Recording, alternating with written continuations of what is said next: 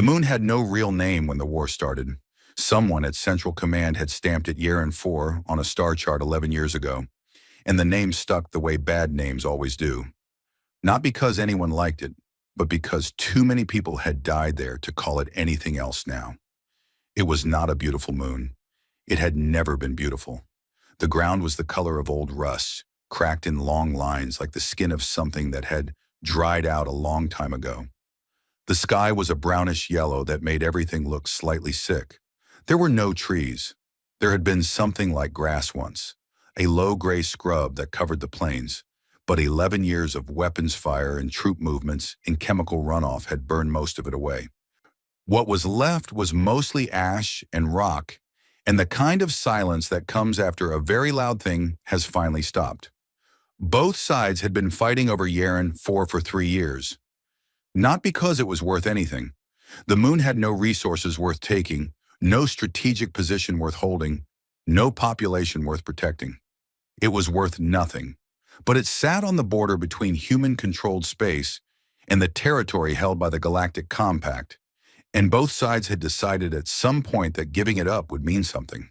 So they kept sending soldiers there to die on rust-colored ground under a sick yellow sky, and neither side moved very far in any direction, and the moon stayed worthless. On the morning the ceasefire flag went up, a soldier named Private Dara Ohen was lying in a shell crater about 200 meters from the human forward line. She had been there for 6 hours. Her right leg was broken in 2 places, and her radio was dead, and she had used her last field bandage 3 hours ago.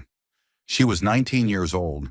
She had grown up in a city on the coast of what used to be Nigeria, and she had joined the military because her brother was already in it, and she had always followed her brother into things. She had spent most of the 6 hours looking at the sky. There was not much else to do. When the pain got bad, she pressed her face into the dirt and breathed through it. When it eased a little, she looked at the sky again, the yellow-brown of it, the way the light moved through it, thin and weak, nothing like sunlight back home. She was not afraid of dying. Oh, she had already decided that part. What she was afraid of was being left there, lying in the crater until she simply stopped. Nobody finding her. Nobody knowing which crater. She heard the ceasefire signal at around midday, a long tone broadcast on all military frequencies, the kind of sound that made your chest loosen, whether you wanted it to or not. She heard movement at the forward line, voices. Then she heard something she had not expected to hear. Someone calling her name. They found her 20 minutes later, 2 medics in white-marked suits moving fast across the open ground between the lines. One of them was her brother. He did not say anything when he dropped into the crater beside her. He just put his hand on her face for a second, checking her eyes. Then he got to work. That was the last thing Private Dara Owen remembered clearly from that morning. The ceasefire had been arranged 3 days earlier through the neutral relay station at the edge of the Yeren system. Both sides had agreed to a 6-hour window for the removal of wounded personnel and the recovery of the dead. This was standard procedure. Both sides had done it before, on Yeren 4, and on a dozen other contested moons and stations. The rules were clear, and both sides had signed them years ago. Wounded combatants were not combatants. Medical personnel were not combatants. The flag meant the shooting stopped. This was not complicated. The Vreth did not find it complicated either. They found it incorrect. A sub-executor Vral stood at the observation post on the high ridge that overlooked the plains and watched the humans move through the field below. He was tall, even for a Vreth, with the long gray-plated limbs and flat, wide head that his species had evolved for cold environments. He wore a command robe over his armor, dark blue, the kind that indicated a rank that expected to be obeyed without repetition. He had held his position for 9 years. He had fought humans for most of them. He watched the white-marked figures moving between the craters and the rubble. He counted them, 41, most of them medics. A few were carrying the wounded on stretchers. Some were marking the dead with flags for later recovery. Vral was not a cruel being. He did not enjoy suffering. He had never thought of himself as someone who caused unnecessary harm. He considered himself practical. He considered himself logical. He looked at the field below him, and he thought through the logic carefully, the way he always did, the way his training had taught him to approach every tactical question. A wounded human would heal. That was the nature of humans. They healed from things that would finish other species. A healed human would return to combat. A human who returned to combat would kill more Vreth soldiers. 41 wounded humans, recovered, healed, returned to the front line, represented a future force of 41 trained fighters. That was a measurable threat, a preventable one. He did not hate them. He simply calculated them. He gave the order to his weapons officer without raising his voice, and the first shots hit the medics. Solen observer Lorene Sai was positioned in the compact's neutral monitoring station, a sealed structure on the eastern edge of the plane that both sides had agreed to respect as an observation post. Her job was to watch the ceasefire and file a report. She had done this kind of work for 6 years. She was calm and careful, and she wrote very clean reports. She was watching through her recording equipment when the first shots came. She thought at first it was a misfire, an accident, a malfunction in some soldier's weapon on either side. She kept watching. It was not an accident. She watched the medics fall. She watched the wounded on the stretchers fall. She watched the people crawling toward the fallen fall in turn. She watched all of it through her recording equipment, and she wrote nothing in her report for the first several minutes because her hands were not working correctly. She was pressing them flat against the console to keep them still. She had seen death before. She had filed reports after battles that had killed 10,000 in a single day. She was not naive about war. She understood what war was. But there was a ceasefire flag in the air. She could see it from where she sat. It was still flying. It had been flying the whole time. She filed her report 40 minutes later, after the field was quiet and the Vreth weapons had gone silent. The report was precise. It listed what she had seen, in the order she had seen it, with timestamps and visual documentation attached. She was professional about it. She was Solen. They were always professional. At the end of the report, she added one note. She had not planned to add it. It came out of her without planning, the way things do when something has changed inside you and you have not yet figured out what. She wrote, "The humans on the ridge who watched the field, approximately 16 soldiers, did not call out or attempt to charge the Vreth position. They did not fire back. They made no sound that my equipment could detect. They simply became very still. I have studied human behavior patterns for many years, and I could not identify what I was seeing in them from this distance. I am not able to name what I observed. I want the record to reflect that I observed it." She sent the report. She sat in the monitoring station for a long time after. Outside, the ceasefire flag was still flying over the field. The Vreth had not taken it down. In Vral's reasoning, there had been nothing to interrupt the ceasefire. He had not fired on active combatants. He had simply resolved a future threat. The flag was still valid. The rules, as he understood them, were still intact. He filed his own report. He called it a field-efficient neutralization of future combatants. He used clean language. He was, in his way, also professional. Colonel Sarah Vance had been in the forward command shelter when the ceasefire shots started. She heard them before she understood what they were. By the time she got to the ridge, it was over. She stood at the edge of the ridge and looked at the field. She was 44 years old, and she had been fighting this war for 9 of those years, and she had seen things that she did not think about if she could help it. She looked at the field below, and she cataloged what she was seeing. She had trained herself to do that, to see it clearly and file it away clearly before the rest of her caught up.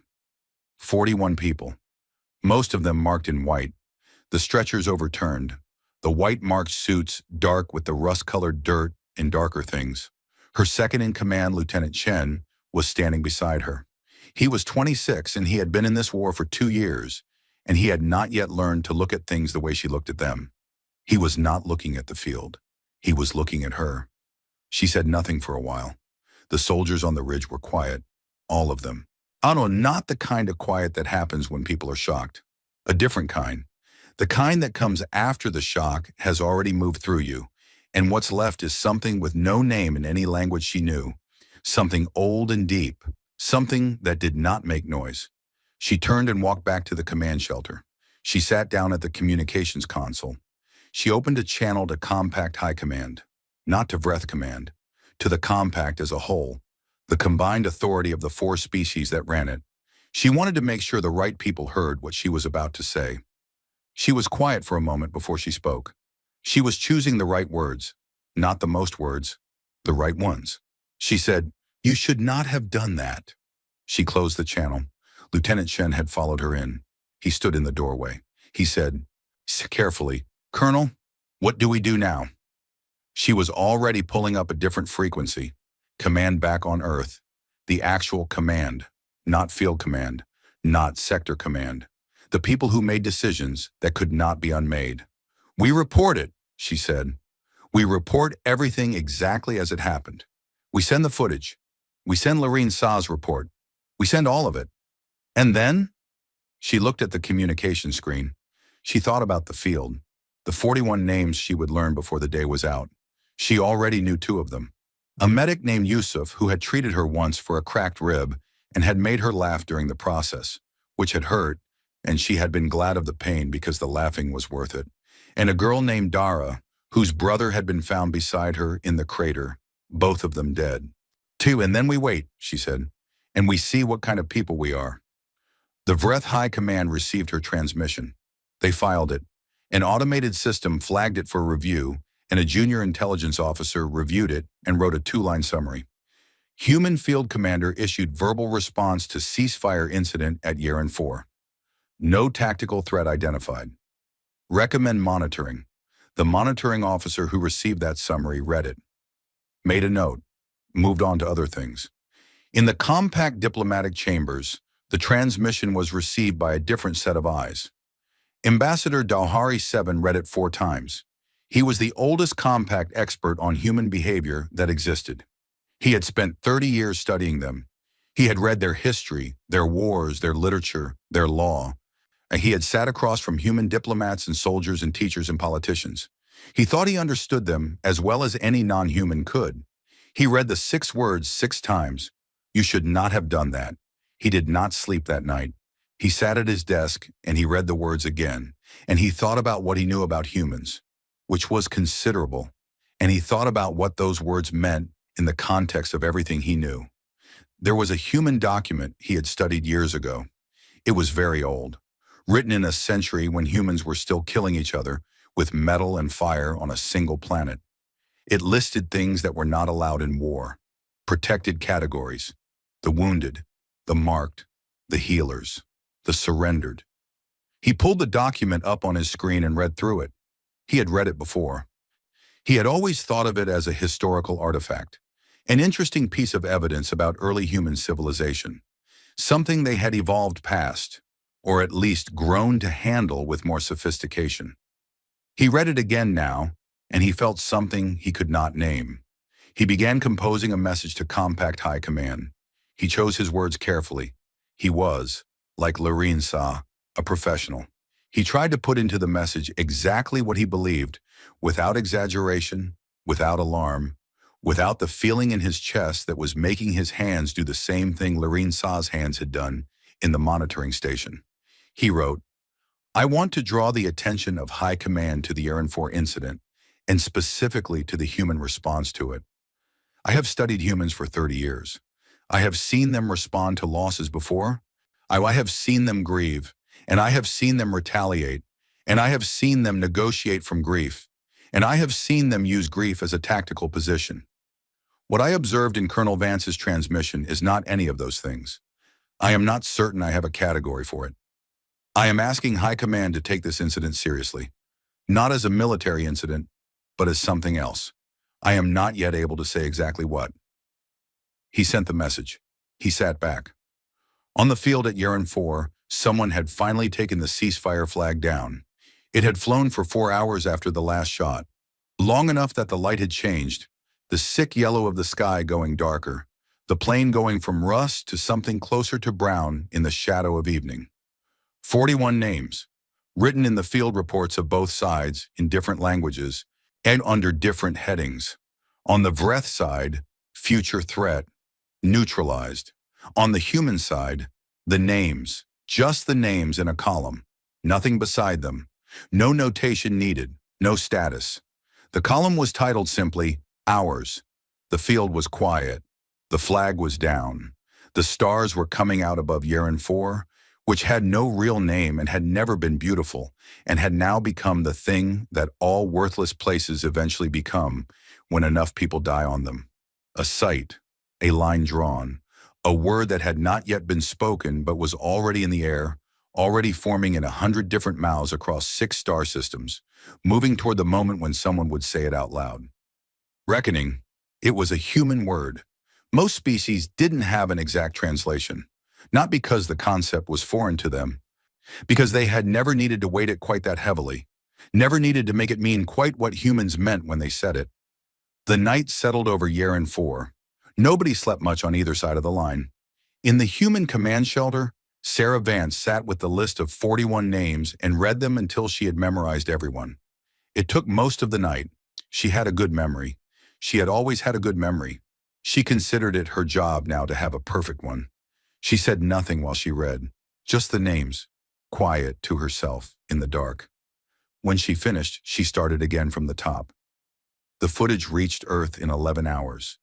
It traveled through the relay network that humans had built across the outer systems over 4 decades of space travel.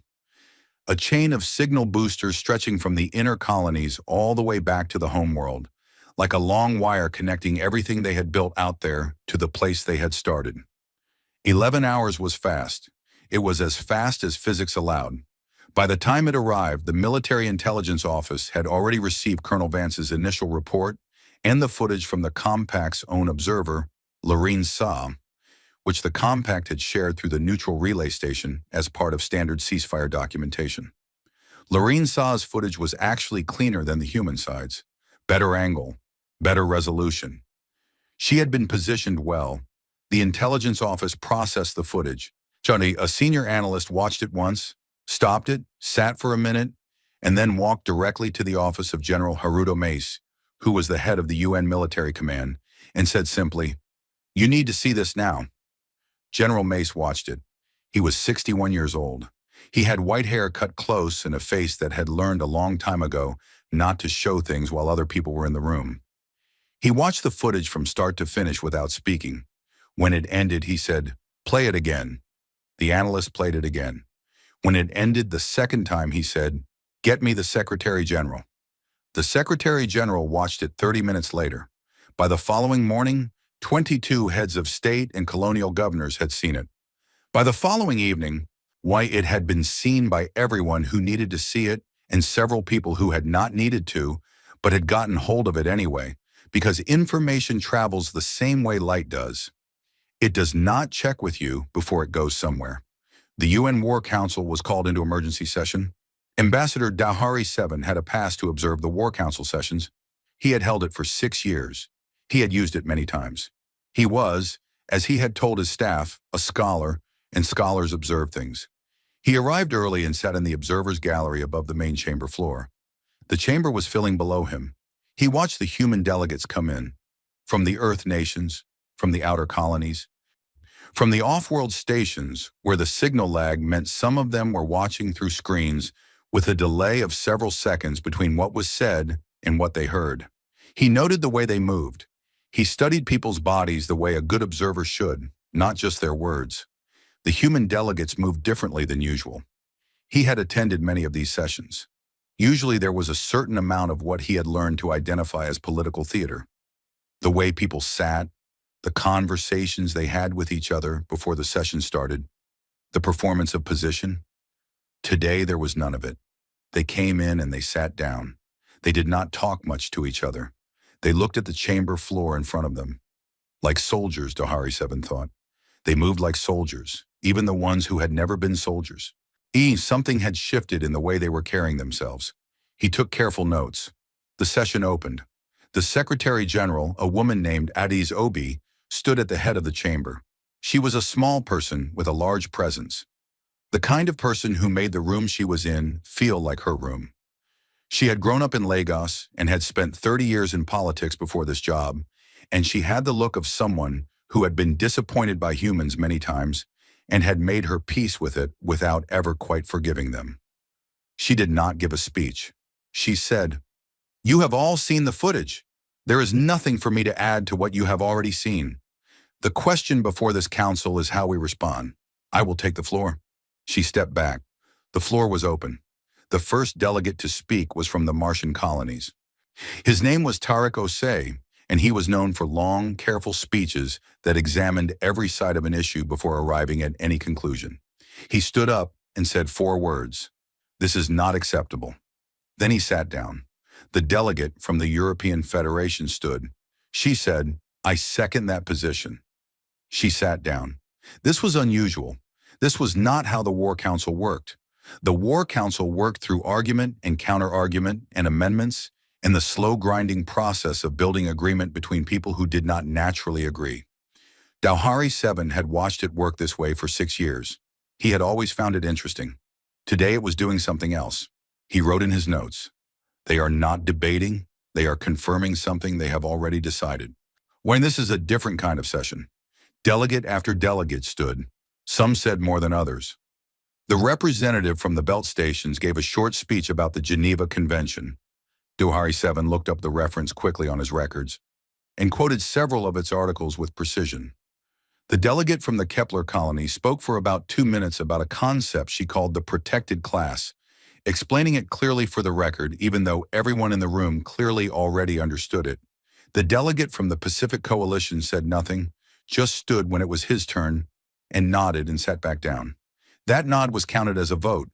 The vote, when it came, was unanimous. Dowhari 7 sat in the observer's gallery and looked at his notes. Unanimous. He checked the records on his screen. When the last unanimous vote in the UN War Council had been 31 years ago, on a question about evacuating civilians from a collapsing colony station. Before that, you had to go back further. Unanimous votes were not how humans worked. They argued. They always argued. He had always thought of human arguing as one of their most defining characteristics. The way they could find disagreement in anything, the way no two of them ever seemed to want exactly the same thing. They wanted the same thing today. He left the gallery quickly after the vote. He had a message to send. The vote was not a declaration of war. The war was already happening. It had been happening for 11 years. The vote was for something else, something that did not have a simple name in most languages, including human ones. The official designation in the War Council records was Protocol Nemesis, which was Latin, an old Earth language that humans used mainly for naming things they wanted to sound important or permanent. Dowhari 7 knew what Nemesis meant. He had studied enough human history and mythology to know exactly what they had named this. He found a corner of a corridor outside the chamber and wrote his message to Compact High Command. He wrote quickly, which was unusual for him. He was usually careful with his words. But there was a feeling in his chest that was working against his usual care. He wrote, the War Council vote has passed, unanimous, first unanimous vote in 31 years. They have authorized what they are calling Protocol Nemesis. I want to be very clear about what this means. This is not an escalation. An escalation is a larger version of what was already happening. This is a different category of thing. Over the past 30 years, I have studied humans in great detail. I have studied their wars, the wars they fought against each other before they had space travel, and the wars they have fought since. I have noticed something in that history that I want to share now. Humans have a particular relationship with one specific category of act: the killing of the protected, the wounded, the healer, the surrendered. Other species have this too, to some degree, but humans built documents around it. They wrote it down in law. They died to defend it. When that line is crossed, something happens in them that is not like their other responses to being attacked or damaged or killed. I am not able to find a clean scientific word for it. The closest human word I can find is, they become purposeful, not angry, not afraid, not strategic, purposeful, in the way that a river becomes purposeful when you remove the dam. I am advising High Command to take the following actions immediately. He listed the actions. They were reasonable, diplomatic, the kind of actions a 30-year expert in human relations would recommend in a crisis. He sent the message. He stood in the corridor. He thought about the chamber, the way the delegates had moved, the unanimous vote. He thought about rivers. In the weeks that followed the vote, the signals started changing. The compact's intelligence services tracked military transmissions the way all intelligence services do. Not always the content, but the pattern, the frequency, the codes, the way a fleet moves before it moves. And they had been tracking human military signals for 11 years, and they had learned to read the patterns well enough to build predictions that were, on average, about 70% accurate. The predictions stopped working. The signals changed. Not the content. The content was still encoded and took time to crack. The codes themselves changed. The classification systems changed. Ships that had been broadcasting standard fleet movement codes for years shifted to a code set that the compact's analysts had never seen before. The analysts worked on it. They made progress. They cracked enough of it within 2 weeks to read the classification at the top of each broadcast. The classification was a single word. They translated it carefully, checking 3 different human language databases to make sure they had it right. The word was punitive. The lead analyst brought this to Compact Military High Command in person, which was unusual. She was a careful, quiet woman who usually sent reports through the standard channels. She came in person because she felt the report was the kind of report that should be delivered by a person and not a screen. She explained the new codes. She explained the new classification. She put the translation on the table. She said, "I want to make sure the command understands what this word means in context. Punitive does not mean strategic. It does not mean the goal is territory or resource or tactical advantage. Punitive means the action is its own goal. Punitive means the purpose is the action itself." The commanding admiral of Compact Military High Command, a Vreth named Foros, looked at the word on the table. He said, "Right, they are doing this for show. It is psychological." The analyst said carefully, "I don't believe that's correct, Admiral." Foros said, "Then what do you believe it is?" She thought about the question for a moment. She had a good answer. She had been building it in her head for the last several days as she worked through the signals, as she watched the pattern of fleet movements, as she read everything she could find about the Geneva Convention and the War Council vote and the history of what humans did when they used this particular classification. She said, "I believe they are not trying to win the war anymore." Foros looked at her. "They have changed the question," she said. "The war was about territory, about containing human expansion. That was the question we were all answering. They have put that question down. They are answering a different question now." "What question?" She looked at the word on the table. "What happens to the people who gave the order at Yeren 4, she said. "That's the question they're answering. Only that question, until it's answered." The room was quiet. She added, "I want to note for the record that this is not something we modeled for. In 11 years of conflict analysis, we did not build a model for this scenario. I do not have a prediction for it. I want High Command to understand that I cannot tell you what happens next because we do not have the data set for it. We have never encountered this before." Ambassador Dowhari 7 received High Command's response to his message 4 days after he sent it. The response was short. It told him that his analysis had become compromised by proximity, put it that he had spent too long among humans and was no longer able to assess them objectively. That humans were a capable but fundamentally limited species with strong endurance metrics and a history of emotional decision-making that rarely produced long-term strategic advantage. That the Compact had been managing human expansion for 11 years and understood the parameters well. That he should report to the nearest transit point for reassignment. He read the message twice.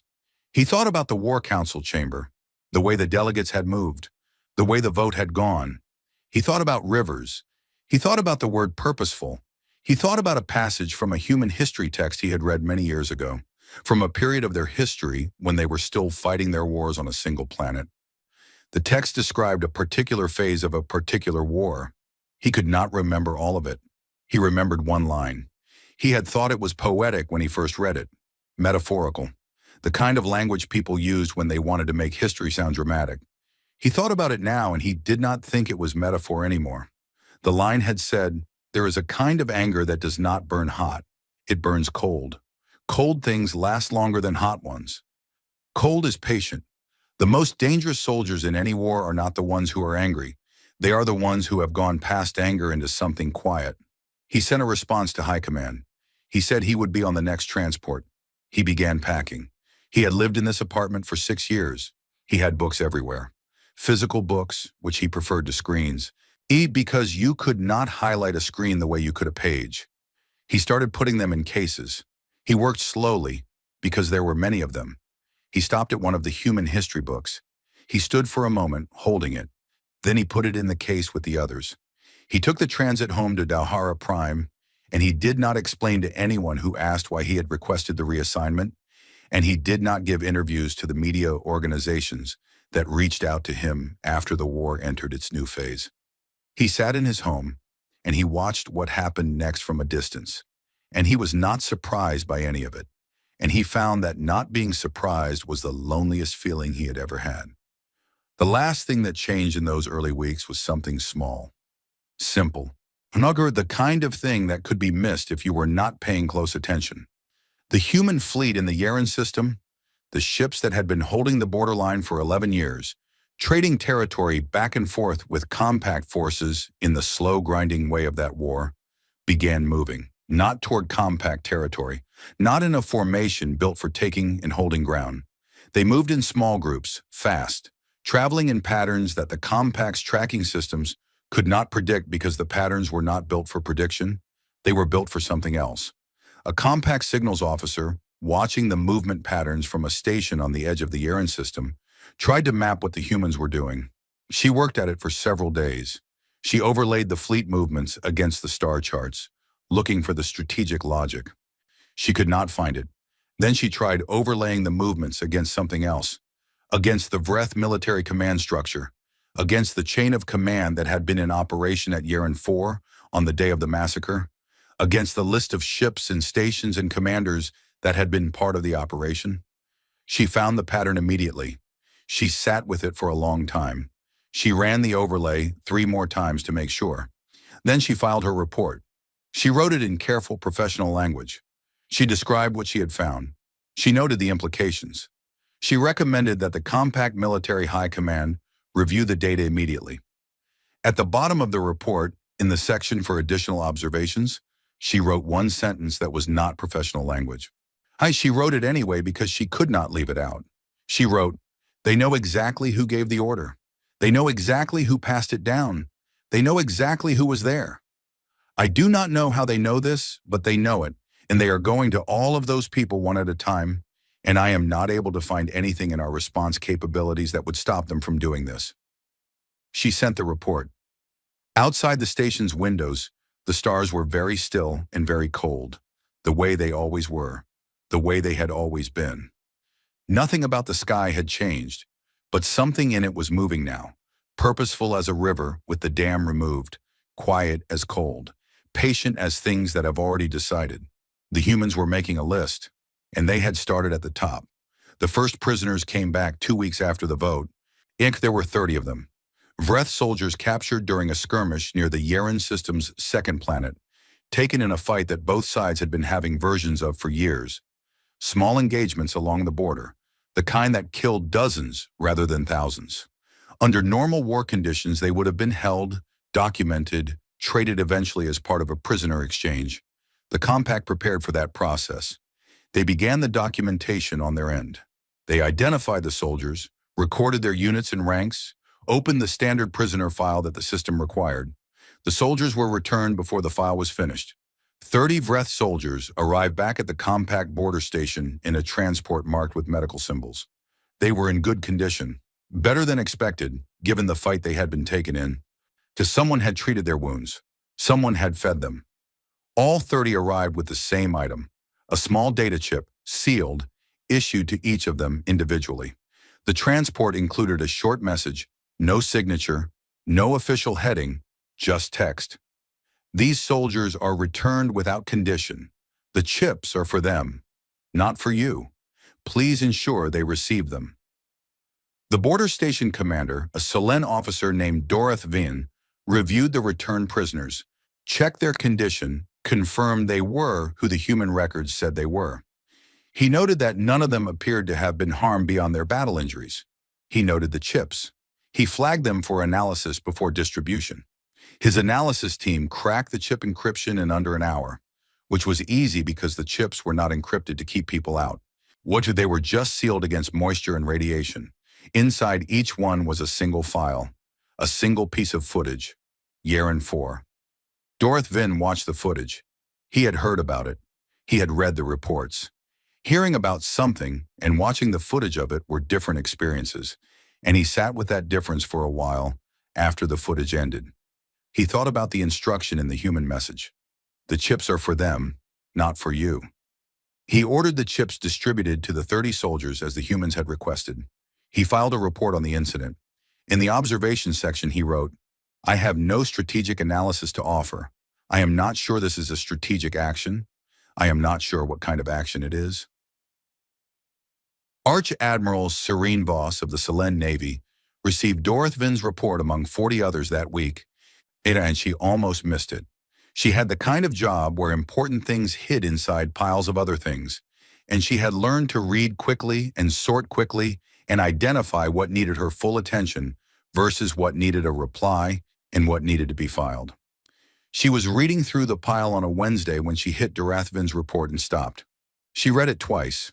She read it a third time. Then she went back to her records and pulled every human action report she had for the 3 weeks since the War Council vote. All of them. She had a large screen on one wall of her office, and she put everything on it. Fleet movements, engagement reports, signal logs, the prisoner returns. Every piece of data her intelligence division had collected on what humans were doing since Yaren 4. She stood at her screen for most of a day. As Serene Voss was, by her own assessment and most other people's assessment, the best strategic military mind the Selene had produced in 2 generations. She had won battles that others said could not be won.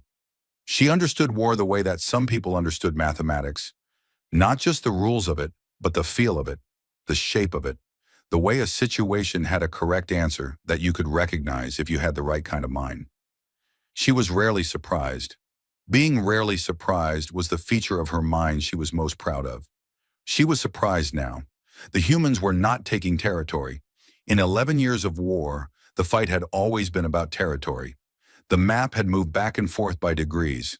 It was the fundamental logic of the conflict. You take, they take back. You both take elsewhere, the line moves. It was a comprehensible kind of war. She had built her entire strategic model on it. They had put the map down. She could see it in the movements. The fleets were not positioning for territorial control. They were not building supply lines. They were not establishing footholds. They were moving like something that did not care about land at all. Moving like a purpose rather than an army. She found the pattern the way Dorothy Vin's analyst had found it, by accident and then suddenly all at once. She overlaid the movements against the Vreth command structure and the list of ships and commanders that had been part of Yaren 4. She stared at the result. They were hunting, specifically, carefully, methodically hunting the people responsible for giving the order and carrying it out at Yaren 4. Not the Vreth species. Not the Vreth military as a whole. The specific chain of command. The specific individuals. The humans had apparently obtained, she did not know how, and this bothered her, a full accounting of who had been involved. They had a list. They were working through it. She had been in military command for 22 years. She had studied 60 different civilizations' approaches to warfare as part of her strategic education. She had a library of case studies for how different species responded to different provocations. She was very well educated on the subject. She did not have a case study for this. She sat at her desk and she wrote her analysis. She was honest in it, which was her habit even when honesty was uncomfortable. She wrote, "Humans appear to have 2 concepts that both translate to our word for justice. One is the version we are familiar with, balance, proportion, the restoration of a state that was disrupted. The other is something else. The nearest translation I can find in our language is approximately the settling of an account that cannot be left unsettled. They have a word for it in one of their oldest languages, reckoning. I believe we should have learned this word before we got to this point." She sent the analysis to the Selene High Council and requested an urgent meeting. The compact was not a unified government, it was an alliance. There was a difference. A government could make decisions and have them happen. An alliance made decisions and then watched its members decide whether to actually do them, which was a slower and more frustrating process. The Keth were the first to move. The Keth were a species from a cold, rocky system in the middle of the compact's territory. They were not the largest or the most powerful of the four compact species. They were thoughtful and methodical, and they had a long memory, which was the trait that mattered most right now. 800 years ago, they had nearly ended themselves in a civil war that had started, in the way civil wars do, with a list of grievances that kept growing. The war had reached a point where no one was taking prisoners, and no one was treating wounds, and no one was allowing the dead to be claimed. There had been a word for what happened to a society that stopped doing those things. The Keth still taught that word in their schools. The Keth ambassador to the Compact, Oren Sal, which requested a formal session with the Compact Military Committee 1 week after Serene Voss sent her analysis. She arrived with a short statement. She read it without preamble. She said, "The Keth Republic formally dissociates from the Compact military position on the Yeren 4 incident. We do not support the actions taken. We have never supported them. We wish to make clear for the record that we were not informed before the action was taken, and we were not consulted. We wish to be equally clear about what we believe the action was. It was a violation of protected class. We have a word for this in Keth. It predates our space age. It means the removal of a being from war. When a being is removed from war, by wound or by surrender or by the act of healing, they are no longer part of the war.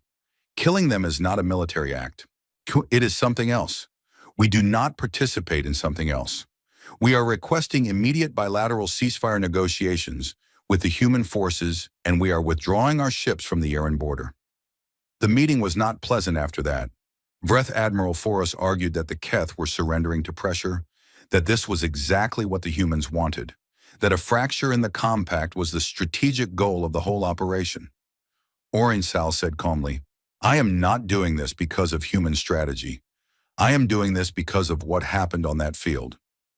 She left. The Dahari followed the Keth within 6 days. Their reasons were different. The Dahari were more pragmatic, more focused on long-term positioning, but the result was the same. They contacted human command. They requested talks. They sent their ships home. Now on the Vreth flagship, Vreth Ascendant, was one of the largest ships in the compact fleet. 14 kilometers from bow to stern, it had been in service for 30 years and had fought in 4 major engagements and had never been beaten. It was the ship sub-executor Vral had used to command the Yeren 4 operation. It was his ship. He had served on it for most of his military career. A compact patrol found it drifting in the Keth corridor on a Tuesday morning. The patrol ship's captain approached carefully. No distress signal had been sent. There was no weapons fire visible. The ship was intact, all 14 kilometers of it.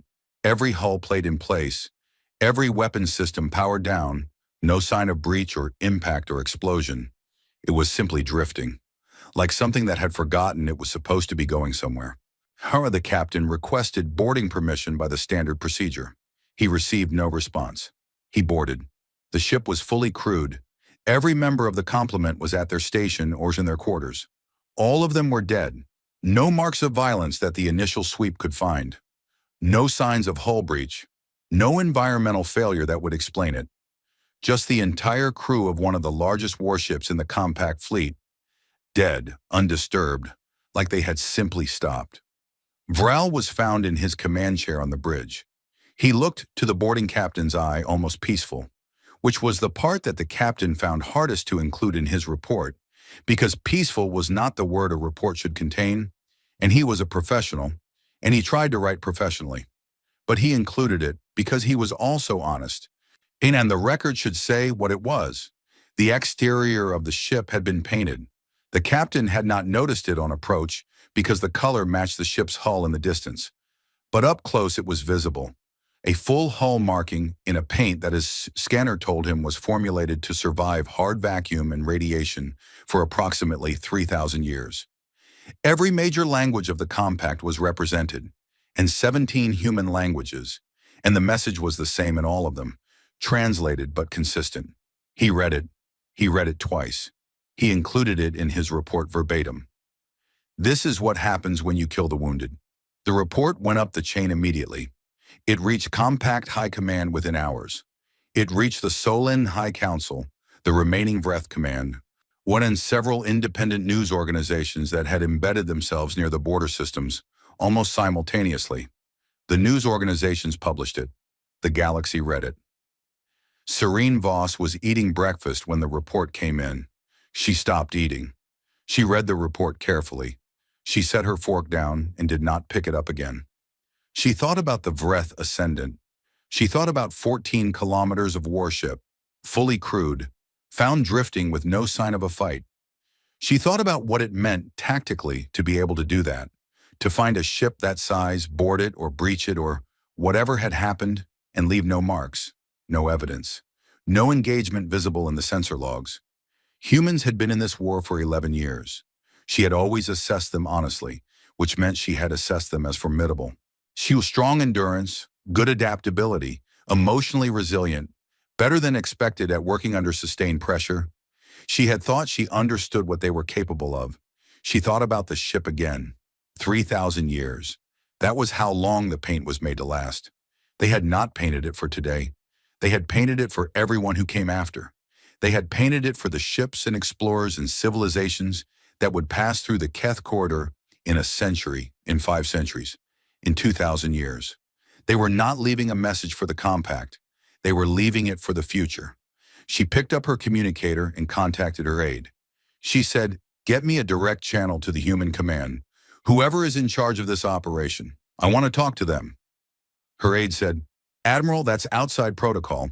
We'd need authorization from—" "I'm authorizing it," she said. "Get me the channel." She did not get the channel that day. It took 3 more days of navigation through the communication protocols, the careful and frustrating process of establishing contact between 2 sides that were technically still at war, while 2 of the 4 compact species were now not technically at war with those same humans, and the lines were getting complicated. While she waited, she kept working through her analysis. She kept pulling reports. She kept adding to the picture she was building. A pattern she had noticed in the first week was clearer now. The humans were sending prisoners back. Every compact soldier captured since the vote had been processed, treated if wounded, and returned. Without condition.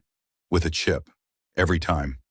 She had initially thought this was a message, a demonstration, a way of saying, "We will fight you, but we will not be like you." She thought about it more carefully now. She thought about it the way she thought about military actions. Not as communication, but as design. What did this accomplish? What did it do to the person who received it?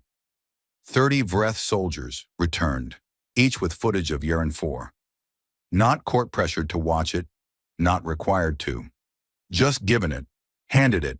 "Here, this is what your side did. We want you to have seen it." She thought about the 30 soldiers. She thought about them going home and living with that chip in their possession, with the footage on it, with the knowledge that the humans had held them and could have done anything and instead had fed them and treated them and sent them back. She thought about what that did to a soldier's understanding of the war they were fighting. It was, she realized, the most sophisticated thing she had seen either side do in 11 years. It was not violence. It was not threat. It was just a question handed to 30 people, and the question was, "Do you know what you are part of?" She added a new section to her analysis. She titled it, "Observations on Human Strategic Patience." She wrote, "I have been trying to understand what humans are doing and why it is working in ways that our standard models cannot account for. I believe the answer is that humans are not operating within a strategic frame at all.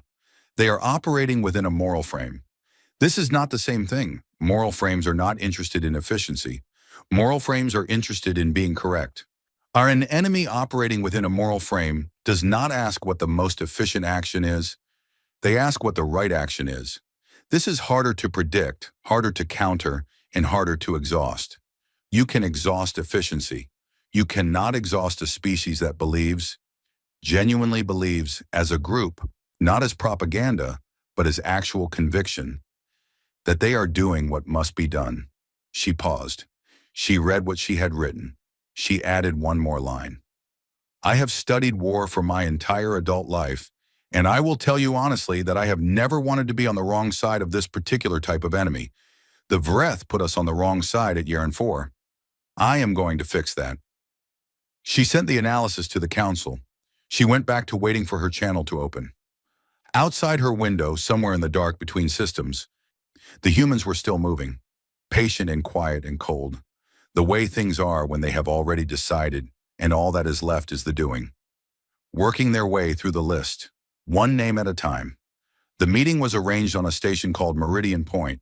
It was an old structure built in the early days of human space travel, when the first contacts with other species were still new enough to be exciting, before the compact had decided that excitement was something to be managed and contained. Meridian Point had been a trade station, then a diplomatic hub, then a kind of neutral gathering place for anyone who needed to talk to someone from the other side of an argument. It was not beautiful. It was large and functional and slightly worn down in the way of things that many different kinds of beings had passed through over the years. Arch Admiral Serene Voss arrived on a Selene diplomatic shuttle, alone except for 2 aides and a personal security officer she had told to stay outside the meeting room. She was not afraid of the meeting. She was not afraid of much, and what she was afraid of, she had learned a long time ago to set aside. She arrived exactly on time. General Admiral Tobias Wren arrived 2 minutes early, which Serene Voss noted and stored as information. He was a large man, broad in the way of people who had worked physical jobs in their youth and kept some of that build even as age changed other things. He had gray in his dark hair and a face that had settled into a kind of permanent steadiness, the way faces do when the person in them has spent a long time not letting the face do what it wanted to do. He stood when she entered. She noted that too. And while small things told you large things if you were paying attention. She sat. He sat. The aides sat at the edges of the room. There was a table between her and Wren, long and plain, with water on it that neither of them touched for a long time. She had prepared opening remarks, diplomatic positioning, the kind of language that established parameters before the real conversation started. She had written it carefully. She looked at him for a moment and she put it aside. "I'm going to skip the preliminary part," she said. "I've been in enough of these rooms to know when it's useful and when it's not. I don't think it's useful today." He said, "I agree." She said, "Is there anything we can give you that stops this before there are no breath left?" It was the question she had been building toward for weeks. The question underneath every analysis she had written. She asked it plainly because plain was the right tool here. He was quiet for a moment. She watched his face, which did very little. She thought about everything she had written about humans and moral frames and the difference between strategic patience and this other thing, and she watched his face. He was thinking about something. She could not tell what. He was thinking about 41 names. He thought about them every morning. He had started doing it after Yaren 4 when he first received Colonel Vance's report. He had read the names and decided to memorize them because there should be someone in command who knew all of them, and because it felt like the right kind of discipline, not dramatic, not a ritual, just a habit of the mind. A small insistence that they were people and not numbers. Private Dara Ohen, her brother Kenji, Medic First Class Yusuf Ibarra, Corpsman Lena Marchetti, 23 medics total and 18 wounded soldiers who had been lying in the field under the ceasefire flag. He knew their ranks, their colony of origin, their years of service. He had read their files. He had read some of their letters home, with permission from their families, because he had wanted to know who they were and not just what they were. He thought about Dara Ohen, 19 years old, who had lain in a crater for 6 hours waiting to be found, who had been found by her brother, who had died anyway because the flag that was supposed to mean something had not been made to mean anything by the people holding the other side of it. He looked at Serene Voss across the table, and he said to her, "The Vreth High Command, the officers in the chain of command from Vral down. Everyone who gave the order, passed it along, or carried it out at Yaren 4. All of them. We want them handed over." Serene Voss said, "To be tried?" "To be tried," he said, "under human law, by human judges, using the Geneva Convention as the legal foundation." "The Geneva Convention," she said. He watched her say it. She knew what it was. He had expected that. "That is a 400-year-old human document." "Yes," he said. "You are asking us to accept human law as the applicable jurisdiction for crimes against human wounded under a ceasefire flag on a human contested moon?" "Yes. Human law, human court, human judges." She was quiet. She was thinking it through. He gave her time. Because this was a serious question, and she was a serious person, and she had asked him a straight question and deserved him asking a straight one back. She said, "And the war?" "The war ends," he said. "When the trial is done, the war ends. We go back to the table. We negotiate something new, something real." "The Keth and Dowhari are already out," she said. "I know. That leaves Solen and Vreth." "I know." She looked at him steadily. "The Vreth High Command will refuse. You understand that. They will not agree to be handed over to a human court." "That is a Vreth decision," he said, "and a Solen one. What happens after that depends on those decisions." She heard what he wasn't saying. She was good at that. She had been good at it for a long time. She said, "And if we refuse?" "The compact. If we say no?" He looked at her for a moment. His face was still. "Then we finish the list," he said. 3 words.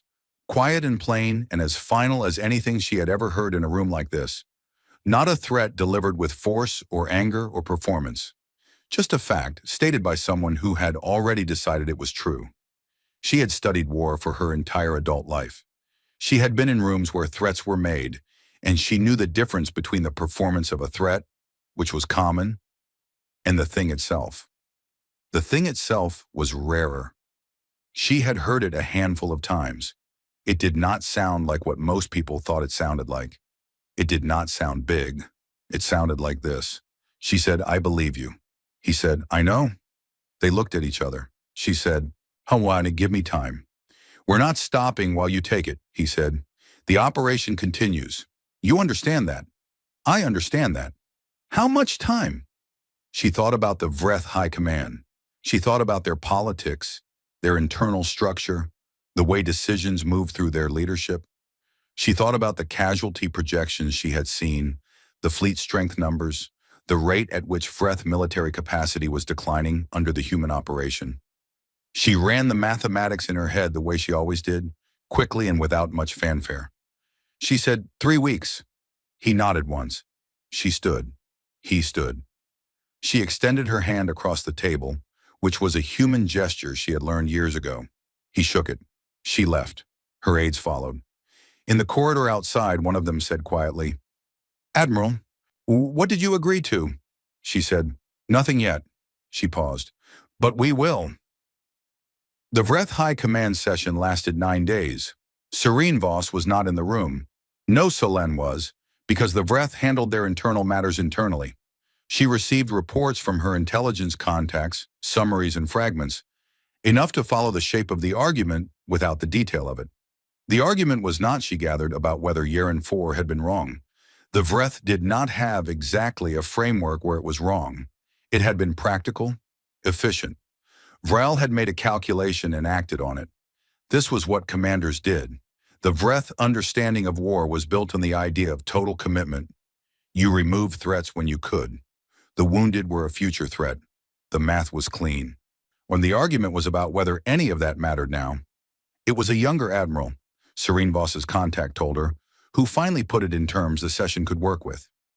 The admiral was named Shar Voss, no relation, and she had served in the Yeren engagement for 4 years and knew the human military well enough to have developed a particular kind of respect for it.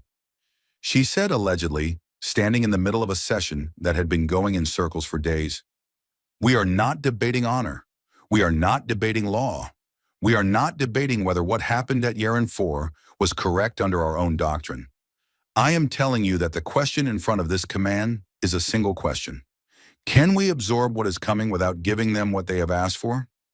That is the question. Can we survive it?" There was a pause in the session. Someone asked for the casualty projections. The projections were put up. The session was quiet for a while. They handed over 43 people. The transfer happened at Meridian Point, 12 days after the meeting between Serene Voss and Wren. 3 days ahead of the deadline, which Serene Voss had pushed for because she wanted the humans to see that this was not a reluctant compliance carried out at the last possible moment. She wanted them to see it as a decision. The 43 included Varel, who was not, of course, there to be transferred. His name was on the list as evidence rather than as a defendant. The others were members of the chain of command, from the officers who had planned the operation to the soldiers who had carried the orders out. 42 living people and one name on a formal indictment. Wren received the transfer. Serene Voss stood beside him during the processing, which she had requested to do and which he had agreed to without discussion. She stood there because she wanted the people being transferred to see a Solan admiral standing with the humans. She wanted that image in the record. When the processing was done and the last of the 42 had been taken to holding, Wren looked at her and said, "Thank you." She said, "Don't thank me. Write something that means this doesn't happen again." He said, "That's the second conversation." She said, "Then let's have it." The second conversation happened in the same room, the same table, but over several days rather than one. They were joined by the Keth ambassador and the Dahari representative, both of whom had requested inclusion. To the Vreth sent an observer, a junior diplomat who had no authority to agree to anything, which everyone understood was the Vreth's way of being present without being committed. They talked about the Geneva Convention. Wren had brought a physical copy, actual paper, old, the kind of document that had been reprinted so many times from its original that this version was a copy of a copy of a copy, but printed carefully and treated with something like respect. He put it on the table. Serene Voss read it. The Keth ambassador, Oreen Sal, read it slowly, stopping often, and she said at one point, "We have something like this. Ours is longer. Yours is simpler." He said, "Simple was the point." She said, "Yes, I see that." The Dahari representative, a pragmatic being named Harriet II, read it quickly and said, "1. This is about protection of non-combatants." Wren said, "Yes." Harriet II said, "We can agree to this in principle." Wren said, "I need more than principle." Harriet II said, "I know. That is what the next few days are for." Serene Voss said on the second day, "There is a question about enforcement. What is the mechanism if a party violates this?" The room was quiet. She said, "Because the mechanism we relied on before was goodwill, and as we have seen, goodwill is not sufficient." It was Oreen Sal who answered. She said, "The mechanism is this room. Any civilization that signs agrees to hold every other signatory accountable. Violation is answered not by one party, but by all parties who have signed." Wren said, "That's Article 1 as I understand it." Oreen Sal said, "Yes, Article 1. The wounded are beyond the reach of war. Not any civilization that cannot honor this will be answered by any civilization that can." She looked around the table. "This is what we did not have before. A joint guarantee. The humans had the rule. The compact had the rule. Nobody had the guarantee." The Vreth observer said nothing. On the fourth day, Wren said, "There is one more thing." He said it during a pause in the larger discussion, quietly without building to it. Serene Voss looked at him. 41 name, he said. "I want them in the treaty as the reason for it, not as a historical footnote, as the stated reason. The document should say who it was written for." The room was quiet. Oreen Sal said, "Agreed." Harriet II said, "Agreed." Serene Voss looked at the table for a moment. She thought about the field at Yarenfor that she had never been to and had only seen through footage, the rust-colored ground, the ceasefire flag that had kept flying. She said, "Agreed." The Vreth observer left on the fourth day and sent back a formal note on the fifth that the Vreth Republic was not in a position to commit to the negotiations at this time. The note was polite and said nothing about the future. Wren read the note in his quarters on the station. He sat with it for a while. He thought about what the operation was currently doing, which he tracked every morning the way other commanders tracked casualty counts. The list, the progress through it, the work still left. He thought about whether the Vreth would come back. He thought they would, not because he wanted to believe it, but because he had read their history. One the same way a good commander read every piece of information available about an adversary. And he knew that the Vreth were a species that made calculations. They had made a bad calculation at Yarenfor. They had made a worse one in the weeks after, failing to understand what the humans would do. They were running the numbers now seriously, with the kind of focus that catastrophe produces in a species that prefers to live. He thought they would come back and sign. He thought it would take 6 more months of the operation before they came back. He was off by 3 weeks. They came back in 7 months with a new high command. The old one was standing trial in the court that had been established in the 6 months since the transfer. And a delegate who had actual authority in a very short statement that said essentially, Hadi, we are ready to sign. We understand what we are signing. He was in the signing room when they signed. He stood at the back and he watched each delegation affix their seal to the document. He watched all of it. He thought about 41 names. He thought about a girl in a crater, 19 years old, waiting to be found. He thought about the brother who had found her. He thought about a medic who had made a colonel laugh by treating her cracked rib, and how the pain of laughing had been worth it. He thought about all of them, one at a time, by name, the way he did every morning. He did not let his face do what it wanted to do. He was a commander. There were people watching him. He kept it still, and he watched the seals go down on the oldest and newest thing in the room. So the thing written in human blood 400 years ago on a planet that had not yet looked up at the stars, by human beings who had just finished doing terrible things to each other and had decided in the aftermath to write down a line and call it a limit. The signatures went down. The line held. The trial lasted 14 months. It was held on Earth, in a city called The Hague that had a long habit of being the place where humanity brought its hardest questions and tried to answer them in front of witnesses. The city was old and quiet and had a way of making everything that happened inside its legal buildings feel permanent, like the stones themselves were paying attention and keeping records.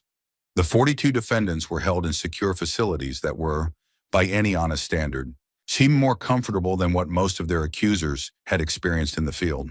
They had rooms rather than cells. They had access to legal representation, to food that met their nutritional requirements, to outside air and enclosed yards at scheduled times. There had been a debate about this in the early days of the trial preparation. Some people had said that the accused deserved something harder, something less comfortable. Advocate Mira Ose, who was the lead prosecutor and had been selected for the job after a long process that had involved many arguments in many rooms, had said simply, "The whole point is that we treat the surrendered with decency. The point is that we are not them." The debate ended. The proceedings were broadcast, every session, in full, transmitted to every relay station in the known human network, and from there, went through the various signals agreements that had been worked out in the months since the treaty, to every inhabited system in the compact's territory. The Keth picked it up and retransmitted it on their own networks. The Dahari did the same. Even in Vreth space, where the official position on the trial remained complicated for most of its duration, the broadcasts were accessible to anyone who knew which frequency to find. The galaxy watched. Not all of it, not every individual, but enough. The way enough people watched a thing to make it a fact in the world. Something that could no longer be pretended away. Something that entered the shared record and stayed there. Advocate Mira Ose was 38 years old, and she had spent her legal career prosecuting war crimes in human-on-human conflicts, which was less common than it used to be, but had not yet entirely stopped. She was from a city on the west coast of South America, and she had grown up in a household where her mother was a judge and her father taught legal history, and she had absorbed law the way children absorb things when it is simply the air of the house. Not as a subject, but as a way of seeing. She had prepared for the trial for 8 months before the first session opened. She had read everything. The Yaren 4 footage, all of it, every angle, every report, every piece of human history relevant to the charges. She had read the Geneva Convention so many times she could recite any article from any page. She had also read the Vreth legal tradition, the Compact's various frameworks for military conduct, when in every piece of expert testimony she had been able to collect about how each of the 4 Compact species thought about war. She walked into the courtroom on the first day, and she felt the weight of it, which was appropriate, because it was a heavy thing and the weight was the right response. The defendants sat in an area to the left of the main floor. 42 beings, most of them Vreth, one Solen, junior officer who had been part of the communications chain that confirmed the order. They had legal representation, as was their right. Their legal representatives had argued in the pretrial phase about jurisdiction, about applicable law, about whether a human document could serve as the legal basis for actions taken by non-human military officers under the command structure of an alien military. Yet Rosé had responded to all of it in writing, in briefs that the presiding judges had found sufficient to proceed. The key argument was simple. The victims were human. The ceasefire flag was a human system. The protections that had been violated were protections that the human side had offered in good faith under an agreement both sides had signed. The applicable law was the law that covered the victims. The court's jurisdiction flowed from that. The trial was not a drama. Real legal proceedings rarely were. They were meticulous and slow and full of detail, and the detail mattered precisely because it was not dramatic. The details were the point. This person gave this order at this time through this channel to this person who passed it to this person. This person fired this weapon. This person wrote this report and called it this. The record was built piece by piece, specific and small, until the whole of what had happened at Uran 4 was in the room in full, as completely as it could be reconstructed, with nowhere to hide. The defendants' representatives tried different approaches. They argued for their client's belief that the actions were militarily justified. They argued for the lack of precedent in Vreth military law. They argued about intent. Osei answered each approach carefully, taking her time, building her responses the way good arguments are built. Not with force, but with clarity. The kind of clarity that does not allow the fog of competing claims to settle. The question came from one of the defendants directly, in the third month of the trial, during a session that had been devoted to testimony about the chain of command. One of the lower-ranking officers, a young Vreth soldier who had been a weapons technician aboard one of the ships that carried out the Yaren 4 order, asked through his representative to speak. He was given time. He was respectful and quiet. He said he wanted to understand something. He said he had been thinking about it since before the trial, since the day on the ship when they had returned from the operation and filed their reports. He said he had tried to find the answer himself and had not been able to. He said, "I don't understand why this is different from any other death in the war. We have killed humans throughout this conflict, many humans, every day of 11 years. You have killed Vreth. That is what war is. Why does this particular killing require this particular response? Why does it matter more that they were wounded?" The room was quiet. The presiding judge looked at Osei.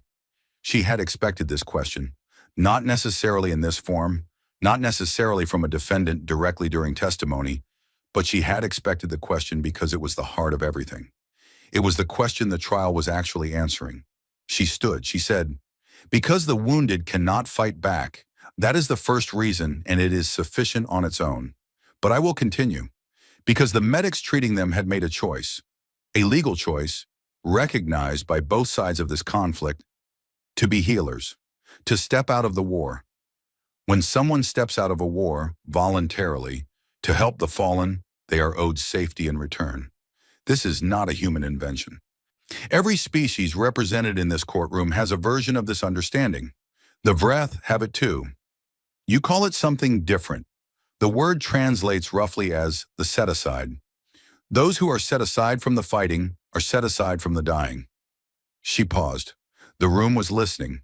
The feeds to the relay stations were active. She said, "But I want to answer your question fully, because you asked it honestly. There is a deeper reason. The ceasefire flag was flying. That flag is a human system, and it means one specific thing. The war is paused. Everyone under that flag is no longer a combatant. They are just people. People who are wounded. People who are trying to help the wounded. People who have put down the war and asked only for the chance to survive or to help others survive. What happened at Yaren 4 was not a military decision made in the heat of combat. It was a decision made in cold calculation to kill people who were no longer part of the war. Your sub-executor called it field-efficient neutralization of future combatants. I want the record to note that phrase, because that phrase is the entire case. He did not see people on that field. He saw future problems. He saw math, and that is exactly the kind of seeing that the document in front of this court was written to prevent. Not because humans are more valuable than other beings, because no wounded person under a ceasefire flag is a combatant. Not human, not Vreth, not any species, not ever. That is the line. She sat down. She did not explain further. She did not add to it. The room held what she had said and she let it. She had learned from the document she was prosecuting under that sometimes the right thing to do was to make your argument and then go silent and trust that the people in the room were intelligent enough to carry it the rest of the way. The verdicts came down on a Thursday. Guilty on all primary charges for 38 of the 42 defendants. The remaining 4 received lesser verdicts on reduced charges, which Osei had expected. The chain of command's lower end was always complicated, always involved people who had followed orders without full information, and the document had language for that distinction too. Sentencing followed. It was measured and specific, as sentencing should be. The most severe consequences went to those who had given and transmitted the orders. The technical personnel received less. Everything was in the record, publicly, in detail. The transcript ran to several thousand pages and was entered into the permanent human legal archive, which meant it would exist in accessible form for as long as humans maintained their record systems, which based on current projections was a very long time. The Vreth High Command that signed the treaty watched the verdicts in a room together, which was unusual for their process, but which someone had suggested and nobody had objected to. They watched the verdicts come down. They said nothing to each other for a while. Then they said what they needed to say, privately, and what they said in that room has never been fully reported. But the decisions that came out of the Vreth political process in the following months suggested that the conversation was a serious one. The Treaty of Yeren 4 was signed in the 6 months following the verdicts. 37 spacefaring civilizations. Not all of the galaxy was larger than that. And there were species in the outer arms and the deep voids that humans had not yet met and the compact had known only as signals and distant light. But 37 was a number that meant something. It included every species that had been part of the compact. It included several that had been neutral throughout the conflict. It included 2 that had been, technically, allied with neither side and had watched everything from a distance and then sent a delegation to the signing with a short message. We have read the document. We wish to sign. Article 1 was the one that mattered most, and they all signed it. The wounded are beyond the reach of war. Why any civilization that cannot honor this will be answered by any civilization that can. It was a human article written by human hands 400 years before any human had left their own solar system.